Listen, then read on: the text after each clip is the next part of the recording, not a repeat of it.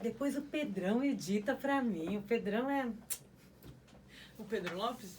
Ele! É um fofo, né? Ele é um fofo. Né, Pedro? Deixa ele ouvir a gente aí. O Pedro é um fofo. Depois ele edita direitinho, ele recorda, ele faz... Pedro, você já é profissional há muitos anos já que você tá nessa. Né? Profissional, né? Profissa. Profissa é outra coisa. Profissa é outra coisa. Vou cronometrar, Gabriel. Gabriel ficou com inveja. Você também, Gabriel. Você mora aqui no coração. Gabriel, você ajuda a gente. Gabriel, você que é artista, não pode ficar assim. Colabora com a gente. Bom colega de trabalho. Hã? Essa parte de vídeo, o Pedrão é... Pedrão tá nosso, Pedrão. Põe o Pedro numa palestra. Fazer propaganda, Pedrão. Põe ele numa palestra. Cara, ele traz 3 câmeras. Ele filma tudo. Ah, bonitinho. É. E é quietinho, né? Você vê, quando vê, já fez. É escorpião, né? Escorpião. É bom. Olha, vou liberar o... Começa agora. Mundial. Bem-vindo. Você. É o teu currículo, amor. É isso que eu tenho. Não tenho nada. Você já sabe tudo. Você vai descascar. Né? Você viu? Olha aqui, já descascou. Vai ficar com pele de nenê. Samira Chaim. Tem que se cuidar. Muito bom dia, estamos de volta, Mundial, e vocês chegando para te fazer companhia nesta manhã de sábado. E hoje estou recebendo aqui um bate-papo informal, sábado de manhã, 2 amigas, né? Porque eu conheço a Anne há tanto tempo, a gente pode não se ver sempre, mas a gente é amiga, a gente se gosta, né, Anne Gates? Nossa, que introdução maravilhosa! Bem-vinda, que eu tô tão feliz que ela voltou pra Vibe Mundial. É um encontro... Esse programa hoje tá um encontro de feiticeiras, pra não falar bruxa. Ela que tá falando. Né?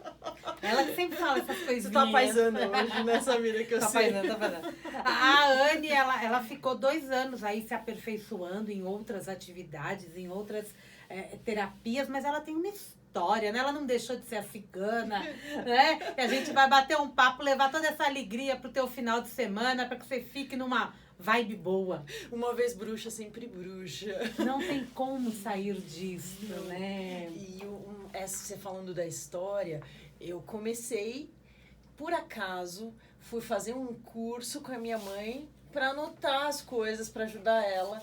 E era um curso de tarô. Você era criança? A minha mãe joga desde quando eu era criança. É a Súria. É a Vocês Súria. Conhecem? A mística. Súria mística. Daqui a pouco ela tá no ar. Ela... É mesmo, é hoje, né? É hoje. Ela jogava sempre, e eu desde criança, imagino com uns 13, 14 anos, eu ouvia as cartas, mas imagina que eu nunca imaginava que eu sabia as cartas. E aí, ela ouvindo a Vibe Mundial, ela ficou interessada em fazer um curso de aperfeiçoamento, ela queria relembrar. E aí ela me convidou, Anne, vamos lá, você anota. Você já era moça? Já era adulta. Isso foi quando a gente começou. E aí eu fui com ela para anotar. Chegando lá, a moça falou assim, mas você veio só para anotar, você vai acabar participando do curso. Aí fiquei com uma vergonha, acabei fazendo a inscrição, até comprei as cartas e a gente participou desse curso. Mas coisa de Súria mesmo, coisa né? De Foi uma cilada, e eu nem imaginava que eu estava numa cilada, na melhor cilada. Mas foi cilada da tua mãe ou do universo? Eu acredito que do universo. E foi a melhor coisa que aconteceu, porque quando eu estava durante o treinamento, a moça fazia a explicação das cartas. E eu, anotando, e a gente ficou separado, porque estava lotado, era um preço bastante acessível. E ela ficou lá na turma da frente e eu fiquei atrás. E as moças que estavam do lado... Como sempre, né? Ela vai. Eu fiquei do lado. Se ela estivesse atrás, ela iria pra frente de qualquer jeito. E aí ela fez a junção das cartas e eu respondia antes dela. E a moça que estava do lado virou para mim e falou, você é vidente? Eu falei, não sou vidente, as cartas têm esse significado. E no intervalo, eu fiquei lá na parte de fora, minha mãe foi lanchar, comprou um lanche pra mim e eu fiquei na fila atendendo as moças porque eu era vidente. Ah, meu Deus! E eu nem sabia que eu entendia das cartas de tanto ouvir minha mãe falar. O tarô, o sol, o sol, a minha cliente que eu atendi o sol, mas saiu a torre e eu já tinha associado isso sem perceber. Olha como isso está dentro daquilo que eu fui buscar de conhecimento. Você tinha quantos anos, Anne? Aí eu já, quando ela jogava eu tinha 13 para 14 anos e nessa ocasião do curso eu tava com 29, 30. Então, já tinha passado bastante tempo. E ela nunca parou. E aí foi... E ela já lia profissionalmente? Profissionalmente, sempre. E aí ela parou um tempo de ler, e nós éramos budistas de seguir mesmo a linha religiosa, e então a gente participava dos grupos, e ela afastou um pouco dessa questão mais esotérica, mas nunca deixou de lado. E quando a gente chegou nesse momento do curso, que eu percebi que eu sabia fazer a leitura, mas eu ia falar outra coisa. No dia do... E aí foi quando eu já estava com as cartas e eu comecei a fazer a leitura. E Isso lá no curso? No curso. Tá, eu atendi ela as parou de falar de budista, tá, gente? Depois a gente retoma isso, tá bom? Eu atendi as moças, a fila, eu atendi, respondi as perguntas, sabia responder, e foi incrível, porque foi, pra mim, impressionante, porque eu aprendi que eu sabia ler. Você não tinha noção. Não tinha noção de que era. E a gente tá falando do tarô. Do tarô das 78 lâminas. Aí eu comecei a jogar com o tarô completo, que é um jogo complexo. As 22 arcanos são mais... A gente conhece mais, mas os 78 lâminas são, né, mais complexas. Eu estudava direito na época. Eu tava no 4º ano de direito. E eu estudava de manhã. E essa é uma outra história também, uma pegada do universo maravilhosa. Que a gente não tem... A gente acha que a gente tem controle. A gente não tem controle praticamente de nada, né? Por isso a gente tem que fazer tudo muito certo, fazer sua parte, porque o universo vai te direcionar o que você precisa. É verdade. E aí chegou uma moça, e ela chegou muito alterada, e ela me irritava, porque ela chegava de manhã, e ela chegava toda arrumada pra aula. E eu acabava de acordar, ia toda descabelada, de chinelo, pra faculdade. E aí ela chegou toda posuda e falou, eu fui assaltada, levaram o cofre, assaltaram o cofre do meu marido, levaram 30 mil reais, na época era um valor, né, exorbitante. E aí eu virei pra ela, falou, foi a secretária. Aí eu virei pra ela na hora, falei, não foi a secretária. Ela, como você sabe? E aí eu fiquei assim, como que eu sei? E aí eu falei pra ela, você quer ver nas cartas? Nem conhecia a menina. Uau! A gente não era colega, e ela foi a pessoa que me ajudou a iniciar esse trabalho, porque depois disso eu atendi ela no outro dia, na sala de aula, depois da aula, na mesa dos professores, e a gente identificou quem fez o roubo. Era um funcionário que ninguém desconfiava, que era um homem manco, coitadinho. Ele tinha ido pra Bahia, pegou o dinheiro e foi pra Bahia, ninguém desconfiava dele. E você viu nas cartas? Isso apareceu nas cartas, que era um homem que tinha um defeito físico, e a gente foi investigando até chegar. Então não era realmente a secretária que tinha. Era muito óbvio, ela tinha acesso. E você tinha certeza de Tinha que certeza, não era a porque secretária? aquilo foi ofensivo pra mim. Por que você vai julgar o outro? Culpar a pessoa sem saber? A Então, sagitariana falando. Sagitariana mesmo. E aí, depois disso, a gente fez a consulta e ela era meio viciada em cartas. Então, toda semana ela jogava, tinha uma série de coisas. E ela me ajudou muito, porque eu aprendi muito com ela. E aí, eu tinha clientes. Então, ela falava, eu joguei com a Anne, deu certo. E aí, no outro dia, eu tinha consulta. Eu falei pra minha mãe, a gente precisa de uma sala pra atender. Porque não dá mais pra ficar clandestina na faculdade. Aí ela... Imagina, eu pego carga, eu levo carga das pessoas, eu não quero saber disso não, você tá louca.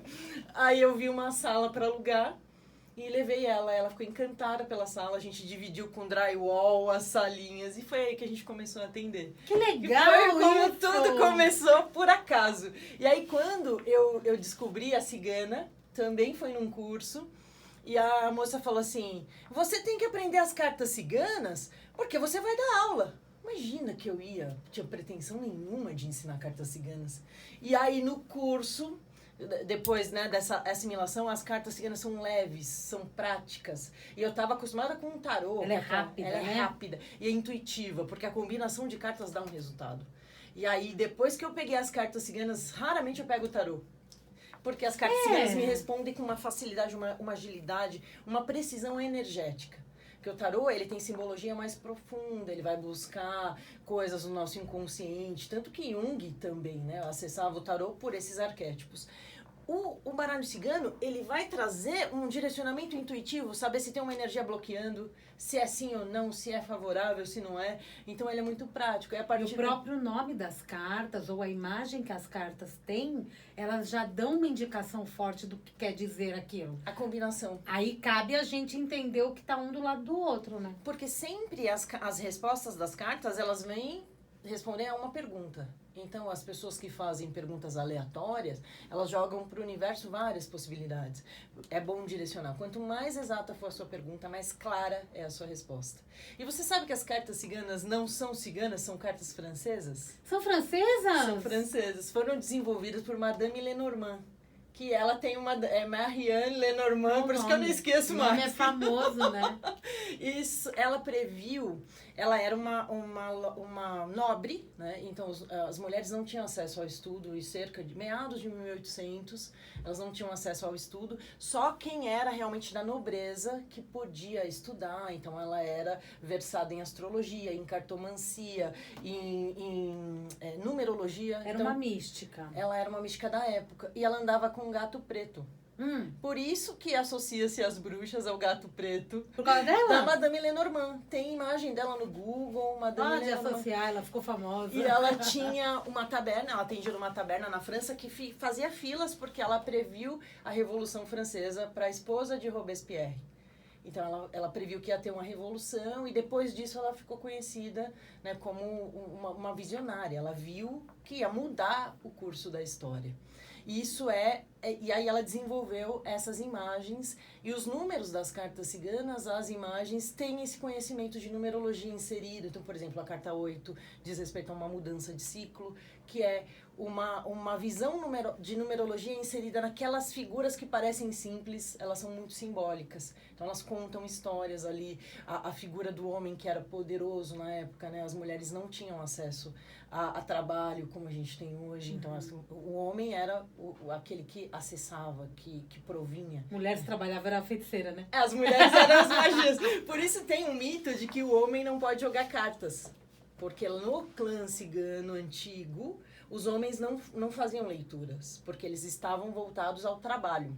Eles cuidavam dos cavalos, iam buscar os comerciantes, né, iam vender, e as mulheres ficavam com a magia, com o ocultismo, a magia, o cuidar do lar, que é uma coisa que a gente deixou de fazer hoje, né? E que a gente tem uma magia da mesma forma, né? Porque quando você cuida da tua casa, quando você cozinha, quando você faz qualquer coisa ali que você tá colocando amor, você tá colocando magia. Você tá colocando encanto na sua casa, tá Mas não pode colocar ódio, gente. Não pode colocar raiva, porque aí a magia é uma magia também, mas ela vai ao contrário. Você percebe que tem pessoas que não gostam de ficar na sua própria casa? Pois é. Você comanda a energia da sua casa. Você determina que tipo de frequência você vai acessar. E como assim tem pessoas que não gostam de ficar na própria casa?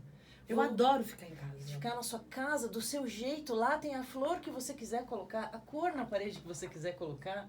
Como a pessoa vai fugindo dela mesma, né? No encontro a si mesmo. E vai... A gente pode olhar para casa dessa forma? Perfeitamente. A sua casa, ela é uma continuação sua. Se as suas gavetas estão sempre arrumadas, tudo está muito desorganizado, a sua mente está desorganizada também.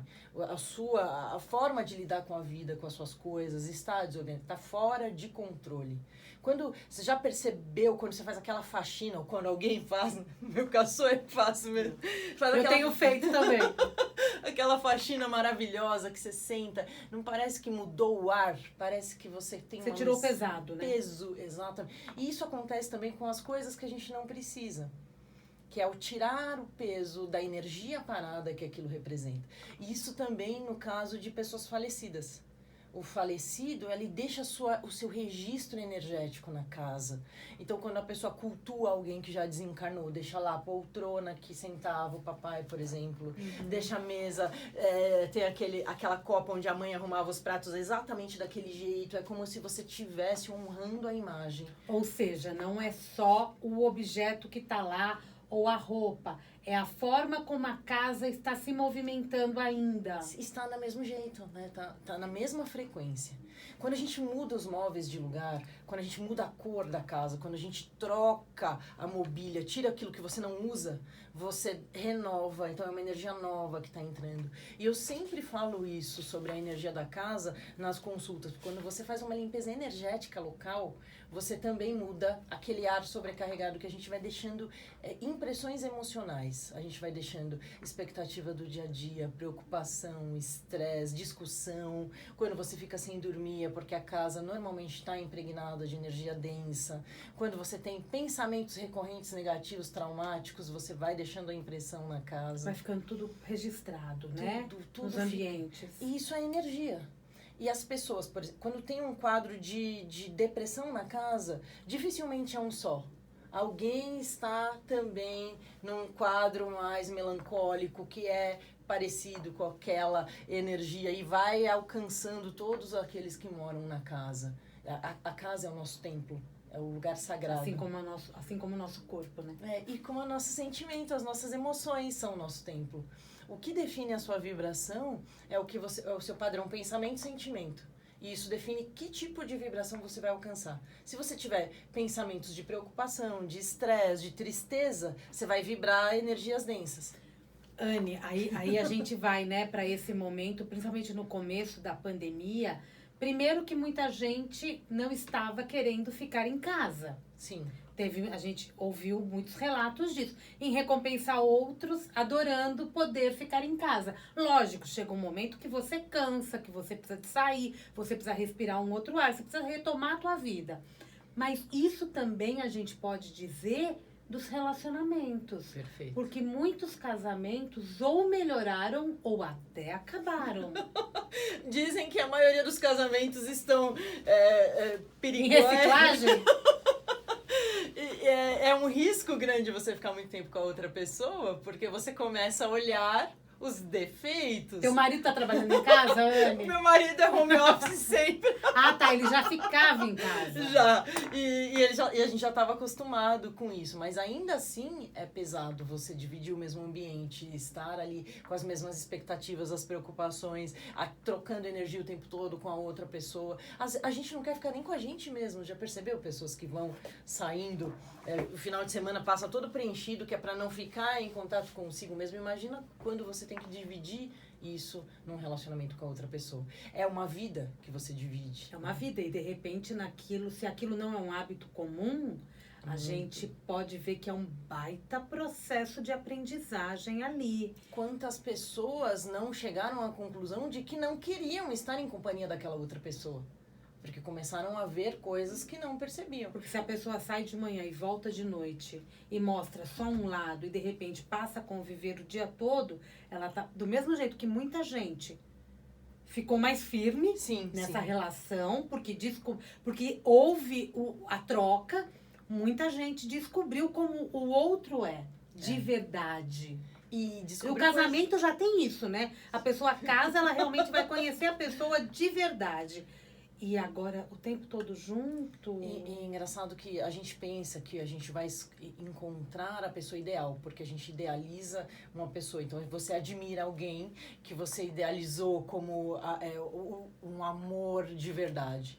Mas você só sabe quem é a pessoa conforme você vai construindo os relacionamentos. Relacionamentos não nascem prontos, eles são construídos. É aquela plantinha que você tem que regar todos os dias. E a maioria das pessoas não cultivam o amor, cultivam as preocupações, os desgastes, né? As preocupações no geral, tanto nas coisas pessoais quanto com as questões da própria família. Então, conforme você vai ajustando, equilibrando isso, né, vai construindo um relacionamento de companheirismo, de amizade, de lealdade, de alegria, você vai fortalecendo aquele vínculo. Quando você começa a construir as bases e as bases já estão pesadas, já são bases que não são estruturadas, aí possivelmente o castelo vai ruir uma hora ou outra. Então existe uma afirmação também de Bert Hellinger na constelação que um relacionamento não acaba de uma hora para outra. Então não é uma pessoa que foi lá e conquistou o seu amor. Ninguém vem roubar o seu marido. Primeiro ficou vulnerável esse elo. Ele ficou suscetível a essa influência externa. Depois a outra pessoa teve um tempo para conquistar, para se aproximar, para construir um vínculo afetivo ou de atração. Mas por quê? Porque houve uma lacuna lá. Se há uma estrutura, né, organizada, uma reciprocidade, né, uma sintonia positiva, dificilmente dificilmente uma outra pessoa vai conseguir acessar isso. E isso, a maioria das vezes, as pessoas ficam esperando que o outro venha te suprir. E não dá, né, condições de cumplicidade. E tem que se complementar. Complementar, essa era a palavra. Quando você tem complemento, o relacionamento são complementos. Não existe alma gêmea. O que existe são almas complementares. Almas companheiras. Você imagina você lidar com uma pessoa igualzinha a você? Igual. O tempo todo é seu gêmeo. Tem tanta coisa em mim que é chato. Eu não sou, meu marido merece um troféu, porque pra lidar comigo tem que ser, né? Porque uma a gente acabou, né, indo pro lado do relacionamento aqui. Porque aí a gente vai aproveitando aqui esse bate-papo com a psicanalista, com a consteladora, né? Daqui a pouco a gente vai falar todo o lado terapêutico da Anne. Porque, na verdade, a pessoa... Todo dia a gente muda. Todo dia. E todo dia eu tenho algo a demonstrar para o outro. Ou a acrescentar. E isso, a gente vai aceitando defeitos e qualidades, né? Porque ninguém é perfeito. Ninguém é perfeito. Se a gente fosse perfeito, eu sempre falo, a gente estava na hierarquia dos anjos. Não estava aqui no ambiente terrestre. A gente não estava aqui na Terra cumprindo vínculos kármicos. Então a gente tem uma série de débitos kármicos, de resgates kármicos, e pessoas que aparecem na nossa vida, que a gente encontra para concluir, né, essas dívidas kármicas. E o relacionamento traz muito isso. Então você não vai ter um relacionamento perfeito. Você tem dívidas com aquela pessoa, sabe-se lá. Então, tem pessoas que entram num perfil de vitimismo, né, num posicionamento de vitimismo, como se ela fosse agredida por um comportamento do outro, como traição, por exemplo, maus tratos emocionais ou físicos. E aí ela não pensa no quanto ela permite que aquilo aconteça, né, quanto ela, como você permite ser tratado, você define o jeito que você quer ser tratada. E o quanto você pode ter causado isso para aquela outra pessoa quando você não consegue se desvencilhar. E a gente fica pensando que não existe vítima e algoz. Todos nós estamos aqui para concluir dívidas kármicas. Por que você aceita e você permite nos dias de hoje? No tempo das nossas avós, possivelmente ela tinha que aceitar maus tratos, porque o homem era o provedor, ele tinha que trazer para casa o alimento e a segurança daquele monte de filhos. Então a mulher não podia simplesmente deixar, né, virar de ombro e falar assim, eu não quero mais você e sair. Hoje a nossa realidade é diferente. Por que a gente permite? Por que a gente aceita? Por que a gente se coloca na posição de filho? Não tá legal? Você vai buscar providências para resolver essa questão. Hoje você pode trabalhar de qualquer coisa, mas você tem acesso ao trabalho. E de repente o rompimento definitivo não é a melhor saída, porque a gente precisa tentar. Precisa ajustar, que é esse construir. E às vezes não dá para construir. Às vezes acabou. Acabou, ruiu. Tava lá, você achando que era um castelo de concreto, era de areia. Porque a gente constrói esse castelo. Porque também as pessoas também decepcionam umas às outras. Quando a gente... há um termo psicanalítico que fala de um ganho secundário. O ganho secundário é aquela pessoa que reclama do outro, mas está aceitando aquilo. Existe um ganho secundário ali, porque é essa permissão. Alguma coisa ela tem, ou é uma atenção, ou ela sendo vítima, as outras pessoas dão amor para ela, ou acolhem. A pessoa que fica sempre doente... e ela acaba não mudando aquele padrão. É claro que a gente tem várias situações, a gente não está julgando aqui, mas ela tem um ganho secundário porque tem uma atenção ali, um cuidado, um olhar do outro quando ela não estava existindo. Então não é só aquele que é o vilão, né? O outro que está também na posição de vítima tem um ganho dessa troca. Por que ele permite essa troca? Por que continua com essa troca? Porque pessoas vivem em situações de dependência emocional do outro, sendo que você pode deixar a fila andar. Por que eu estou dependendo emocionalmente de uma pessoa que não está nem aí para mim? E sendo que eu posso desviar o curso, né, mudar a rota e olhar para alguém que pode eventualmente vir, né, a mim. Ou não olhar para ninguém, ou então levar Seguir. a tua vida. Ninguém é obrigado a viver com outra pessoa. Nós estamos em pleno século XXI. 2020 é o futuro. Não dá para aceitar coisas que a gente tem entendimento hoje. E por isso que o autoconhecimento é tão importante. Eu acho tão difícil hoje as pessoas se sentirem totalmente sozinhas, porque a gente tem tantas formas de se relacionar com pessoas, independente de ser namoro ou não. Sim, de ser social, né? De você estar no mundo. O quanto que a gente vê de youtubers, de influenciadores, de pessoas que se comunicam, de que não só falam para um social, mas que criam grupos de ajuda, né? De ONGs, de auxílio aos outros, que fazem campanha para ajudar instituições de caridades, pessoas em situações vulneráveis. Porque muita gente se sente na solidão, né? E não há solidão, né? Porque nós não estamos sozinhos, a gente vive em sociedade. A gente não consegue viver sozinho. Você não consegue viver sozinha se você não tiver o padeiro para fazer o pão de manhã. Você tem que comprar esse pão. Vai comprar esse pão, se não é o pão, e dá é um o bom arroz. dia. Você vai sair, não é autossuficiente. A gente está num convívio. Por mais que você se sinta sozinha, você está inserido num contexto social. Então você pode contribuir muito nessa troca, que não é só esperar que venha do outro, né? Você pode ajudar. Uma coisa que eu acho inadmissível hoje é você ver pessoas em situação de risco de rua. Numa sociedade rica em São Paulo, como a gente vive.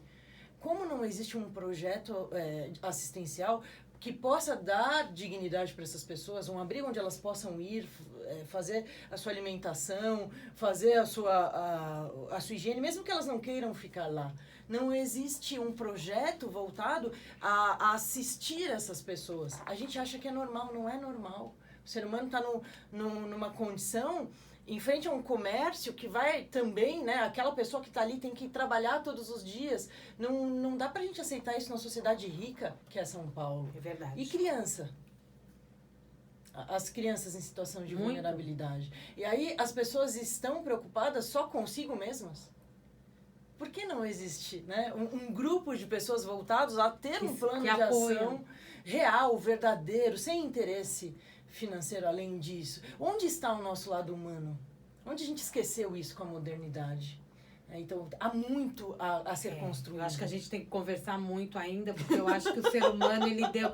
O ser humano, com o passar dos anos, se preocupou, principalmente no século passado, né? Todo mundo se preocupou tanto consigo e no verbo ter, sim, que esqueceu de olhar para o restante, né? O ser, né? Além do ser, que é nosso, o ser da sociedade. Anne, nós vamos para o intervalo comercial. Daqui a pouquinho a gente volta. Prestem atenção, a Anne agora está na segunda-feira. Segundas-feiras, às 11h30, programa Terapia para Todos, aqui na Vibe Mundial. Intervalo comercial, daqui a pouquinho a gente volta. Estamos apresentando o programa... Tudo bem eu desbancar falar assim? Tô preenchendo horário, né? Conversamos. Não, foi um bate-papo gostoso. Não, é normal. Mas eu tô procurando